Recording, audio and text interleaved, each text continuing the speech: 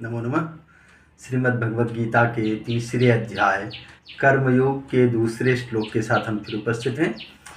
पहले श्लोक में हमने देखा कि श्री कृष्ण से अर्जुन बोलता है कि यदि कर्मयोग की अपेक्षा ज्ञान योग या बुद्धि योग श्रेष्ठ है तो फिर आप मुझे कर्मयोग में क्यों जोड़ रहे हैं, ये ऐसी परिस्थिति क्यों पैदा कर रहे हैं कि हम ये करें वो करें या नहीं करें।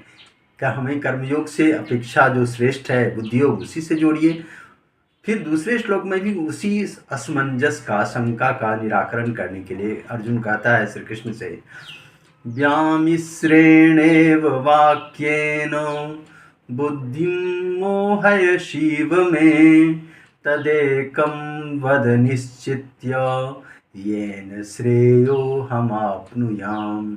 अर्थात आपका जो ये मिश्रित वाक्य है कि बुद्धि योग से या कर्मयोग से स्थित प्रज्ञ होता है, कर्मयोग के बाद जब बुद्धि योग होगी, निष्काम कर्म के बाद जब बुद्धि योग स्थापित होगी, सकाम भाव निष्काम भाव, ये स्थित प्रज्ञ की भाव, परम शांति की प्राप्ति की भाव, ये जो मिश्रित वाक्य है, इस मिश्रित वाक्य को छोड़ करके इन सभी बातों में, मिश्रित वाक्यों में मेरा बुद्धि जो है सो मोहित हो रहा है, मोहित हो रहा है, मुग्ध हो जा रहा है, भ्रम में पड़ जा रहा है कि मैं ये करूं या ये करूं।